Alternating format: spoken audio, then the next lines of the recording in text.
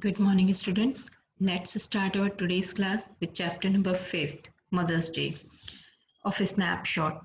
It is written by J.B. Priestley. His full name was John Barrington Priestley. He was an English novelist, playwright, screenwriter, broadcaster, and the social commentator. His Yorkshirean background is reflected in much in his fiction. Notably in the God Compression, which first brought him to the wide public notice. He was born on 13 September 1894 and he was died on 14th August 1984. His on his work, the movies are An Inspector Calls, Last Holiday, The Old Dark House, The Good Compassion.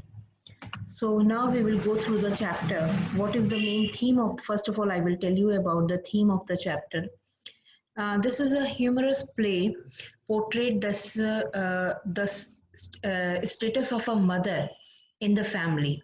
The author brings out the plight of a mother, very realistic in the play.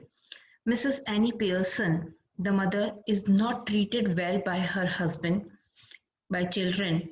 With the help of her neighborhood, Mrs.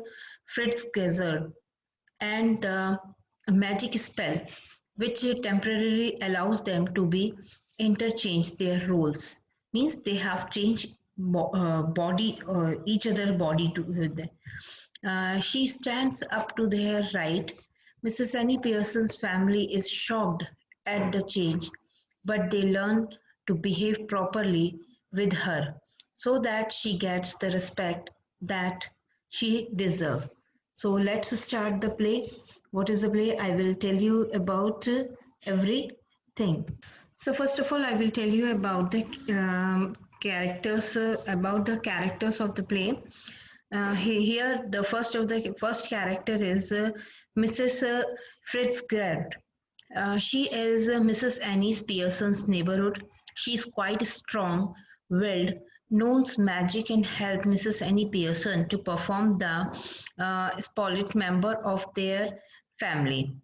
Mrs. Annie. Next character is Mrs. Annie Pearson. She is a pleasant but nervous type of woman whose excessive love and care has polite her two children and spoiled her two children and her husband. Doris Pearson, she is Mrs. Ennis Pearson's daughter, aged around 20 years. She fails to understand her mother's struggle and doesn't help her in the household work. Cyril Pearson, he is Mrs. Ennis Pearson's son, who is equally demanding and never sympathizes with his mother. George Pearson, he is Mrs. Annie Pearson's husband, who is not respected in society as except he dominates his wife, but he is ridiculed in the club where he is a member. So this is a short introduction of the character. Now we will start the play. So in the play, the action takes places in the living room of Mrs. Pearson house in the London suburb.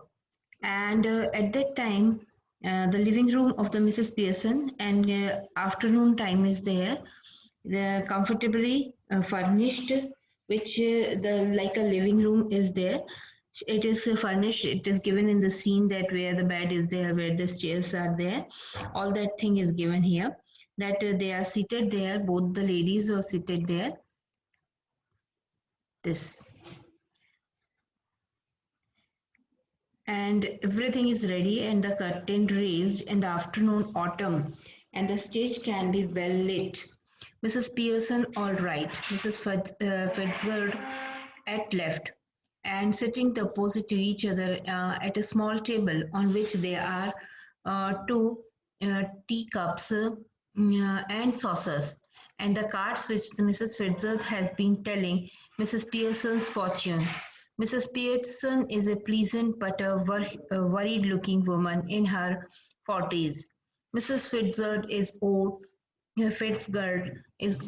heavier and strong, and cynicist, Senator's personality. She is smoking.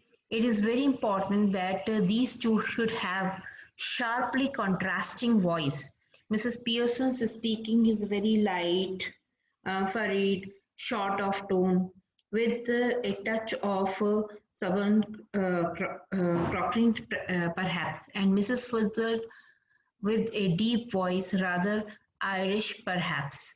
So here it starts that what is happening between both of them. The story begins with both Mrs. Pearson and Mrs. Fitzgerald sitting opposite to each other and Mrs. Pearson's place. Mrs. Fitzgerald is a fortune teller and she's supposed to see Mrs. Pearson's fortune. Thus, she continues to say that she has told her all that is within her capacity to tell. The same reading can be worked in the positive way if Mrs. Pearson's sections in the synchronized with the could turn out to be the bad too.